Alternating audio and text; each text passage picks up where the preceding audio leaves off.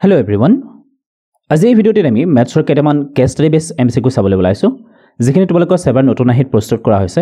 আগন্তুক পৰীক্ষাৰ কাৰণে তোমালোকৰ এই এমসিকিউখিনি বহুত দৰকাৰী হ'ব প্ৰথমটো প্ৰশ্ন দশম শ্ৰেণীৰ ছাত্ৰ-ছাত্ৰীৰ প্ৰথম দক্ষতা বৃদ্ধিৰ বাবে বিদ্যালয়ে তোমাক আৰু তোমাৰ দুজন বন্ধুক শ্ৰেণী পুথিভঁৰাল স্থাপন কৰিবলৈ মনোনীত কৰে দশম শ্ৰেণীৰ দুটা শাখা A আৰু শাখা B আছে A শাখাত 32 জন আৰু B শাখাত 36 জন ছাত্ৰ-ছাত্ৰী আছে কোৱেশ্চন নম্বৰ 1 শ্ৰেণী পুথিভঁৰালৰ বাবে তোমাক সৰ্বনিম্ন কিমান সংখ্যক কিতাপ প্ৰয়োজন হ'ব যাতে A আৰু B শাখাৰ ছাত্ৰ-ছাত্ৰীৰ মাজত সমানে বিতৰণ কৰিব পাৰি এতিয়া সৰ্বনিম্ন আটাইতকৈ সৰু আটাইতকৈ কম এনে ধৰণৰ শব্দবিলাক যদি থাকে তুমি মন কৰিবা যে প্ৰত্যেকটো ক্ষেত্ৰতে তোমালোকে কি উলিয়াব লাগিব এলসিএম উলিয়াব লাগিব হল লসাগু উলিয়াব লাগিব এটা লসাগু কাৰ উলিয়াম আমাৰ ছাত্ৰ-ছাত্ৰীৰ সংখ্যা কিমান আছিল 32 জন আছিল আৰু ইয়াৰে আছিল তোমাৰ 36 জন অৰ্থাৎ এলসিএম আমি 32 আৰু 36 ৰ উলিয়াব লাগিব 32 আৰু 36 ৰ এলসিএম কেনেকৈ উলিয়াব পৰা যাব ইয়াত যদি আমি চাও 32 আৰু 36 দুটাকে কিমানে হৰণ যাব 4 ৰে যাব 8 4 গুণ 32 9 4 গুণ 36 আৰু হৰণ যাব নেকি 1 ৰ বাদে বেলেগ হৰণ যোৱা সংখ্যা যেহেতু নাই গতিকে এলসিএম তোমাৰ হ'বগে 4 * 8 * 9 32 * 9 হ'বগে 9 2 গুণ 18 9 3 গুণ 27 1 28 অৰ্থাৎ ইয়াৰ শুদ্ধ অপচন কোনটো হ'বগে সি টো হ'ব অৰ্থাৎ আমাক কিমানখন কিতাপ লাগিব অতি কমেও আমাক 288 খন কিতাপ লাগিব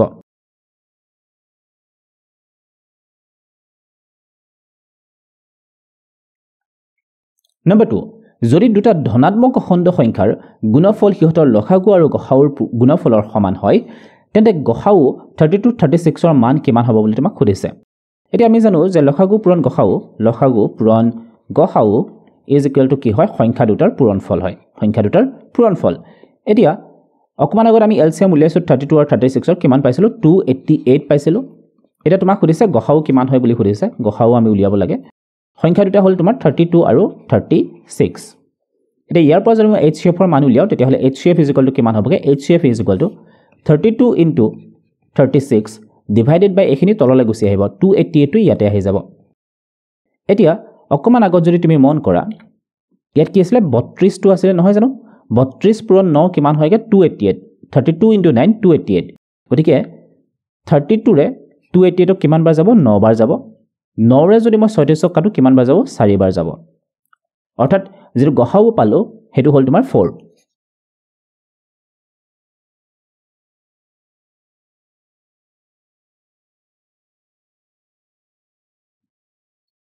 নম্বৰ 3 36 ক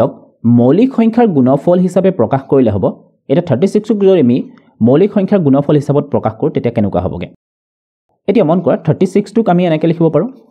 2 ৰে যদি মই হৰণ কৰো কিমান বাৰ যাব 18 বাৰ 2 ৰে 9 বাৰ 9 কাকো 3 ৰে হৰণ কৰিব পাৰি কিমান বাৰ 3 3 গুণ 9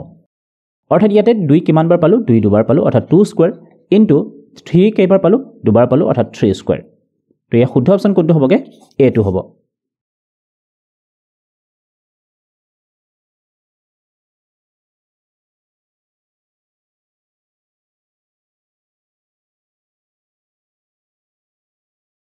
Seven into 11 into 13 into 15 plus 15 এটা মৌলিক সংখ্যা যৌগিক সংখ্যা মৌলিক বা যৌগিক সংখ্যা নহয় ওপৰ এটাও নহয় এটা এই সংখ্যাটোলে মন কৰা এইখিনি আৰু এইখিনি এই দুটা যোগ হৈ আছে এই দুটা খণ্ড কি হৈ আছে যোগ হৈ আছে এটা দুটা খণ্ডৰ পৰা যদি মই 15 কমন লওঁ তেতিয়া হলে এনেকুৱা দেখা হ'ব 7 into 11 into 13 plus 1 এনেকুৱা ধৰণৰ হ'বগে এটা তুমি মন কৰা যে 15 ৰ লগত কিবা এটা সংখ্যা পূৰণ হৈ আছে 15 ৰ লগত কি হৈ আছে কিবা এটা সংখ্যা পূৰণ হৈ আছে কিন্তু মই যদি ইয়াত মন কৰো 15 এই সংখ্যাটো 15 সংখ্যাটো জানো মৌলিক সংখ্যা হয় নিশ্চয় নহয় 15 সংখ্যাটো এটা যৌগিক সংখ্যা গতিকে ইয়াত যেহেতু এই গোটেইখিনিত 15 টোৱে যৌগিক সংখ্যা হয় গতিকে এই গোটেই সংখ্যাটো কি হ'বগে এটা যৌগিক সংখ্যাই হ'ব গতিকে শুদ্ধ অপচন তোমাৰ কোনটো হ'বগে বি টো হ'ব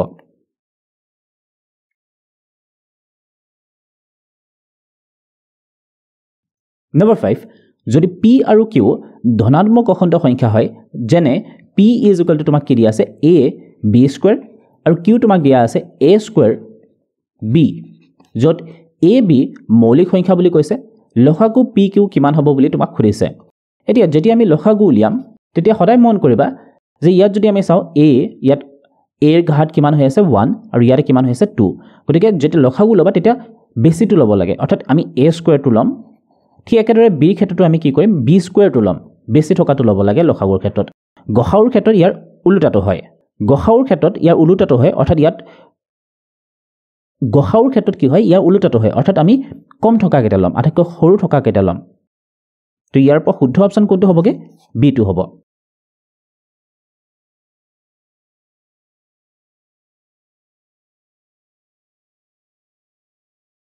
তো এইখিনিতে তোমালোক সকলোকে এটি অনুৰোধ কৰিব বিচাৰো তোমালোকে যদি মোৰ ভিডিঅ'বোৰ চাই ভাল পাইছা তেতিয়াহ'লে চেনেলটো ছাবস্ক্ৰাইব কৰিবা লগতে তোমালোকে টেলিগ্ৰাম আৰু হোৱাটছএপ চেনেলো মোৰ জইন কৰিব পাৰা আৰু তোমালোকে ভিডিঅ'টো চাই কেনেকুৱা পাইছা সেইটো কমেণ্ট কৰিবা সকলোৱে কমেণ্ট কৰিবা ওকে তোমালোকে ডিষ্ট্ৰিক্টখন ক'ব পাৰা তোমালোকে কোন কোন ডিষ্ট্ৰিক্টৰ পৰা এই ভিডিঅ'বোৰ চাই আছা সো ভিডিঅ'টোলৈ আগবাঢ়ো নেক্সট কুৱেশ্যন আমাক কৈছে শৈক্ষিক সংস্থা এটাই এখন আলোচনা চক্ৰ অনুষ্ঠিত কৰিছে য'ত অংশগ্ৰহণকাৰীসকল বিভিন্ন বিষয়ৰ শিক্ষাবিদ হিন্দী ইংৰাজী আৰু গণিতত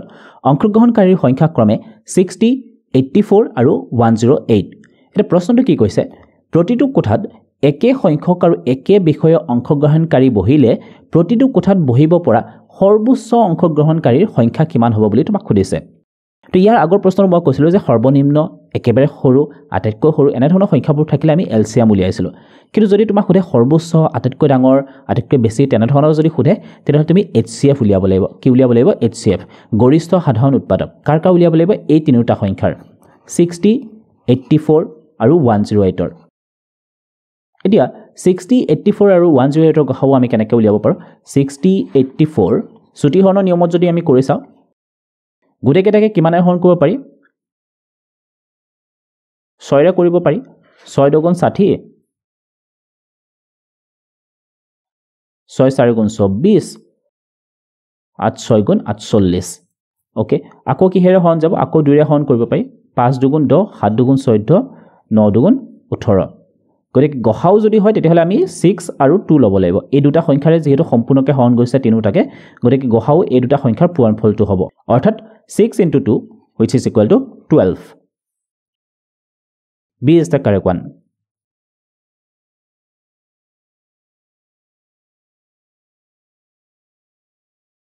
question number 7 অনুষ্ঠানৰ সময়ত সৰ্বনিম্ন কিমানটা কোঠাৰ প্ৰয়োজন হ'ব বুলি আমাক সুধিছে এটা প্ৰশ্ন 6 টোলে যদি আমি মন কৰোঁ তাতে আমি গম পাইছিলোঁ যে প্ৰতিটো কোঠাত কিমানজন বহিব পাৰিব 12 জন মুঠ আমাৰ অংশগ্ৰহণকাৰী কিমান আছিল 60 84 আৰু 108 এইখিনি পোনপ্ৰথমে আমি যোগ কৰি চাওঁ 60 84 আৰু 108 এইখিনি যোগ কৰিলে কিমান হ'বগে 28 12 14 15 252 জন এটা 252 জনক যদি আমি এটা কোঠাত যদি 12 জনকে বহাও তেতিয়াহ'লে কিমান বাৰ যাব 12 দুগুণ 24 12 12 1 গুণ 12 এতিয়া 21টা কোঠাৰ আমাক প্ৰয়োজন হ'ব বুজি পালানে টোটেল আমাৰ কিমান আছিল 12 জনকে বহিব পাৰে এটা শ্ৰেণী কোঠাত বা এটা কোঠাত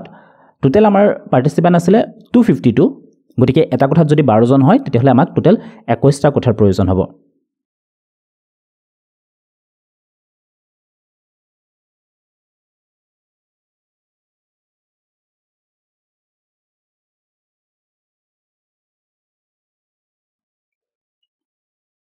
Sixty 84 আৰু 108 লসাগু আমাক উলিয়াব দিছে একেবাৰে সহজ আমি ইয়াত আৰু ইমানখিনি মান উলিয়াই নাথাকো তোমালোকক অকমান আগত মই দেখুৱাইছিলো ইয়া গসাউ যেতিয়া উলিয়াইছিলো তেতিয়া আমি কি পাইছিলো চোৱা ইয়া গসাউ উলিয়াওঁতে আমি পাইছিলো এইখিনি 6 into 2 into 5 into 7 into 9 হ'ব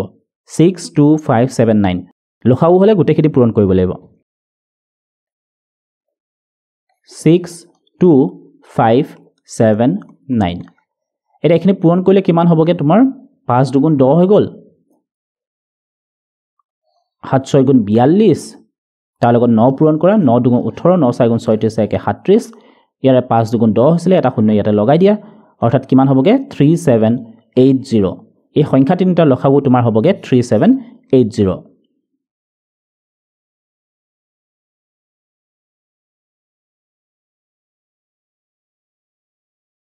Number 9 60 84 আৰু 108 ৰ লসাগু আৰু গসাউৰ পূৰণফল তোমাক কিমান হ'ব বুলি সুধিছে গসাউ আমি কিমান পাইছিলো 12 পাইছিলো লসাগু আমি কিমান পালো 3780 এখিনি পূৰণ কৰিব লাগে 0 8 দুগুণ 16 14 15 6 7 আৰু ইয়াতে তোমাৰ হৈ গ'ল 0873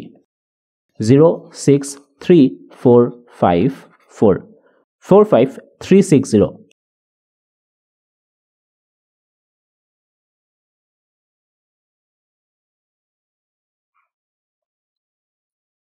Number 10 108ক মৌলিক উৎপাদকৰ পূৰণফল হিচাপে প্ৰকাশ কৰিলে হ'ব এটা 108ৰ প্ৰথমতে আমি মৌলিক উৎপাদকখিনি উলিয়াই লওঁ অৰ্থাৎ মৌলিক উৎপাদক বিশ্লেষণ কৰোঁ ছুটিহৰণৰ নিয়মেৰে যদি আমি কৰোঁ তেতিয়াহ'লে কিমান হ'ব 2 ৰে যাব 5 4 2 ৰে তোমাৰ যাব 27 বাৰ 3 ৰে যাব 9 বাৰ 3 ৰে 3 বাৰ অৰ্থাৎ 108 টো আমি এনেকৈ লিখিব পাৰোঁ 2 কিমান হৈ গ'ল ইয়াতে 2 * 2 2 স্কয়াৰ 3 * 3 * 3 অৰ্থাৎ 3 কিউব শুদ্ধ অপচন কোনটো হ'বগে 2 স্কয়াৰ 3 কিউব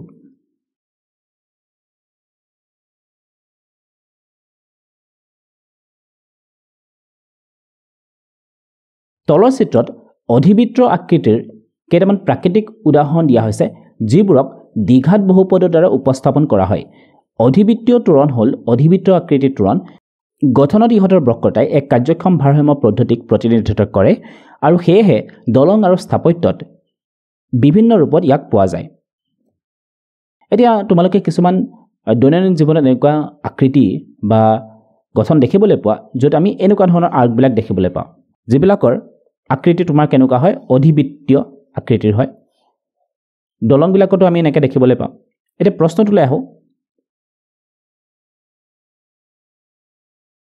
নম্বৰ 11 দ্বিঘাত বহুপদ ax² + bx + c ৰ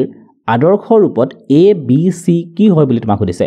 যদি আমি আদৰ্শ বহুপদৰ এটা ৰূপ এনেকৈ লিখোঁ দ্বিঘাত বহুপদৰ তেতিয়া ইয়াত a b c লিখোঁ এই a b c বিলাকে বুজাইছে কি এটা অপচন কেইটা যদি আমি মন কৰোঁ সকলো বাস্তৱ সংখ্যা সকলো পৰিমেয় সংখ্যা a অশূন্য বাস্তৱ সংখ্যা b c যিকোনো বাস্তৱ সংখ্যা এটা শুদ্ধ অপচন তোমাৰ হ'বগে c কাৰণ ইয়াতে তুমি মন কৰা ইয়াত দ্বিঘাত বহুপদ বুলি কৈছে দ্বিঘাত বহুপদ হ'লে তোমাৰ a ৰ মানটো কেতিয়া শূন্য হ'ব নোৱাৰে a ৰ মানটো কি হ'ব নোৱাৰে শূন্য হ'ব নোৱাৰে বাকি দুটা যিকোনো বাস্তৱ সংখ্যা হ'ব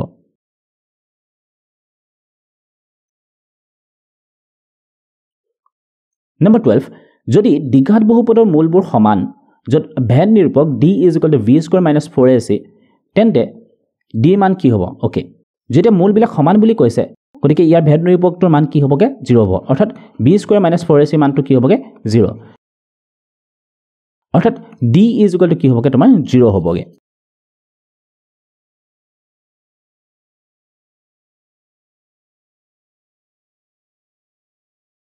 নম্বৰ 13 যদি দ্বিঘাত বহুপদ 2x² - x + 8k ৰ শূন্য দুটা আলফা আৰু 1/α তেন্তে k ৰ মান কিমান হ'ব আমাক সুধিছে এটা শূন্য দুটা আমাক দি আছে এটা দি আছে আলফা আৰু আনটো হ'ল 1/α এই দুটা যদি মই পূৰণ কৰোঁ অৰ্থাৎ শূন্য দুটাৰ পূৰণফল তোমালোকে কি বুলি পাইছিলা c/a শূন্য দুটাৰ পূৰণফল কি হয় c/a শূন্য দুটাৰ যোগফল তোমালোকে কি বুলি পাইছা b/a পাইছিলা -b/a এতিয়া শূন্য দুটাৰ যদি মই পূৰণফল উলিয়াওঁ তেতিয়াহ'লে কি হ'বগে ইয়াত আলফা * 1/α লিখিলোঁ মই আৰু ইয়াতে তোমাৰ থাকিলে c/a c মানটো ইয়াতে কি হ'বগে c মানটো এখিনি হ'বগে 8k এৰ মানটো ইয়াতে কি আছে 2 আছে এৰ মানটো আছে 2 আৰু আলফা আৰু আলফা কেনসেল গ'ল তো ইয়াতে তোমাৰ কি থাকিব 1 আৰু এখিনি যদি মই বজ্ৰ পূৰণ কৰি দিওঁ তেতিয়াহ'লে এনেকুৱা হ'বগে তুমি এইটো 2 ৰে কাটিব পাৰা 2 ৰে কিমান বাৰ যাব 4 অৰ্থাৎ 4k = কিমান হৈ গ'ল 4k = 1 অৰ্থাৎ k = কিমান হ'বগে 1/4 k = কিমান হৈ গ'ল 1/4 শুদ্ধ অপচন কোনটো হ'বগে b2 হ'ব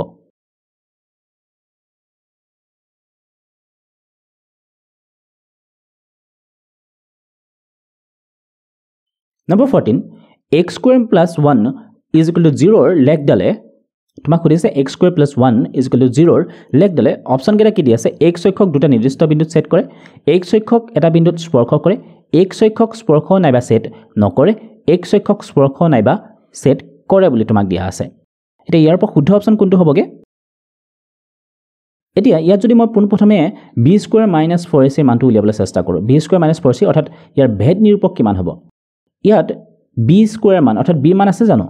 x ৰ সহগ আছে জানো নাই তো এটো মই এনেকৈ লিখিব পাৰোঁ 0 * x + 1 = 0 অৰ্থাৎ ইয়াতে a ৰ মানটো কিমান হ'বগে 1 b মানটো হৈ গ'ল 0 আৰু c মানটো কি আছে 1 তো b² - 4ac যদি মই মানখিনি বহাই দিওঁ এটো 0² - 4 * 1 * 1 অৰ্থাৎ ইয়াৰ মানটো কি হ'বগে 0² মানে 0 হৈ গ'ল -4 * 1 * 1 4 অৰ্থাৎ -4 পালো তো b² - 4ac মানটো যেহেতু লেছ দেন 0 হৈ গ'ল লেছ দেন 0 অৰ্থাৎ ইয়াৰ কোনো ধৰণৰ বাস্তৱ মূল নাই যেহেতু কোনো ধৰণৰ বাস্তৱ মূল নাই গতিকে ই কি নকৰিব x অক্ষক স্পৰ্শ নাইবা সেট নকৰিব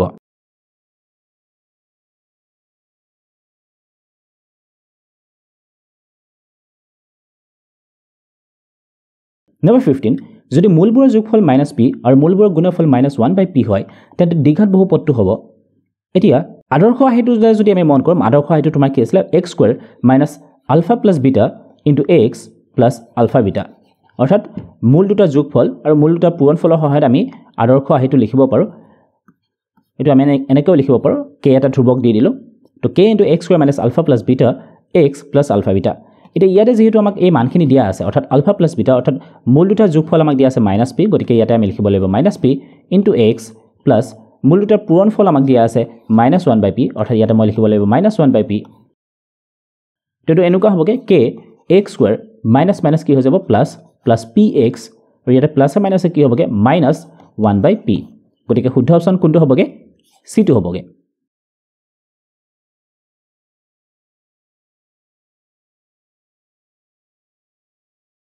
নেক্সট কুৱেশ্যন,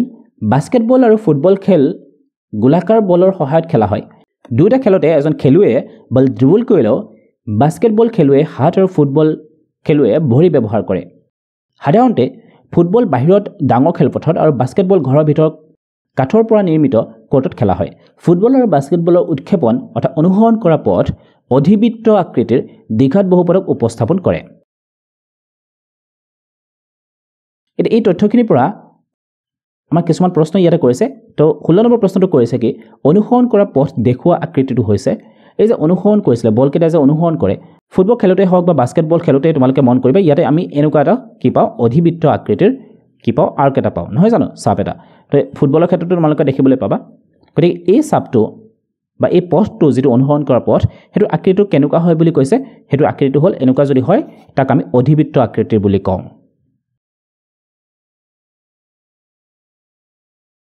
Number 17, অধিবৃত্তৰ লেখটো ওপৰৰ ফালে খোল খোৱা যদি কি হয়। অ'কে, যেতিয়া তোমাক এটা দ্বিঘাত বহুপদ দিয়া থাকে, অৰ্থাৎ ax² + bx + c = 0, এতিয়া আমি যদি মন কৰোঁ যে এই অধিবৃত্তটো এনেকুৱা হ'ব পাৰে, নতুবা তোমাৰ কেনেকুৱা হ'ব, এনেকুৱা হ'ব। ইয়াক আমি ক'ম ওপৰৰ ফালে খোল খোৱা আৰু ইয়াক ক'ম আমি তলৰ ফালে খোল খোৱা। এতিয়া ওপৰৰ ফালে খোল খোৱা কেতিয়া হ'ব আৰু তলৰ ফালে কেতিয়া হ'ব? যেতিয়া এই এটোৰ মানটো যদি 0তকৈ ডাঙৰ হয় তেতিয়াহ'লে ওপৰৰ ফালে খোল খোৱা হ'ব, আৰু যদি ইয়াৰ মানটো কি হয় <0 হয় তেতিয়াহ'লে তলৰ ফালে খোল খোৱা। যেহেতু আমাৰ ওপৰৰ ফালে বুলি সুধিছে, গতিকে ইয়াৰ মানটো কি হ'বগে a is greater than 0।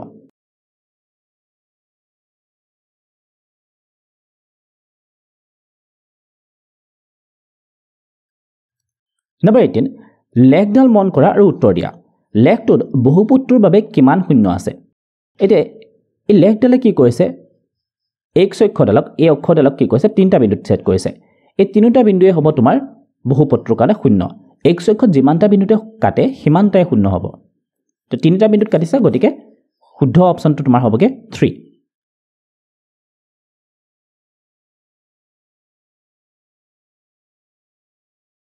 Number 19, চিত্ৰত দেখুওৱা লেখটোৰ শূন্য তিনিটা হৈছে।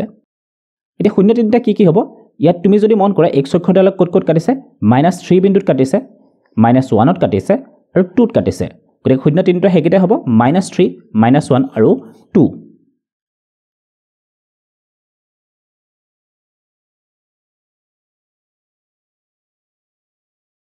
Number 20, বহুপদটোৰ প্ৰকাশ ৰাশি কি হ'ব বুলি আমাক সুধিছে। এতিয়া বহুপদটোৰ প্ৰকাশ ৰাশি লিখিবৰ কাৰণে অলৰেডি আমি শূন্যকেইটা কি বুলি পালোঁ, শূন্যকেইটা আমি পালোঁ -3, -2, -3, -1 আৰু 2, -3, -1 আৰু 2। গতিকে এই শূন্যকেইটাৰ ব্যৱহাৰ কৰি আমি বহুপদটো লিখিম। শূন্যকেইটা পালোঁ -3, -1 আৰু 2। এতিয়া শূন্যকেইটা যিহেতু পালোঁ, গতিকে আমি উৎপাদককেইটা লিখিব পাৰোঁ। উৎপাদককেইটা হ'ব তোমাৰ শূন্যটো হ'ল তোমাৰ -3, গতিকে উৎপাদকটো হ'ব তোমাৰ x + 3। শূন্যটো যিহেতু -1 আছিলে, গতিকে উৎপাদকটো তোমাৰ হ'বগে x + 1, আৰু শূন্যটো যিহেতু +2 আছিলে, গতিকে উৎপাদকটো ইয়াৰ হ'বগে x - 2। এতিয়া পোনপ্ৰথমে মই এই দুটা পূৰণ কৰি দিওঁ। এই দুটা পূৰণ কৰিলে কি হ'বগে x * x, x² plus x * 1, x plus 3 * x, 3x plus 3 * 1, 3, then x - 2। ইয়াৰ পৰা x², x প্লাছ 3x কিমান হ'বগে 4x প্লাছ 3, দেন x - 2। এতিয়া আকৌ x² মই x2 পূৰণ কৰি দিওঁ, তেতিয়া কিমান হ'বগে x² x পূৰণ কৰিলে হ'ব x³ then x² * -2, -2x², 4x into x, 4x square. 4x into minus 2, 8x. 3 into x, 3x. 3 into 2, 6. এতিয়া x cube minus 2x square plus 4x square আছিলে 4 পৰা 2 গলে তোমাৰ থাকিলে 2, 2x square 8 পৰা 3 গলে তোমাৰ থাকিলে 5, 5x minus 6. শুদ্ধ অপচন কোনটো হ'বগে? x cube plus 2x square minus 5x minus 6. Option A is the correct one.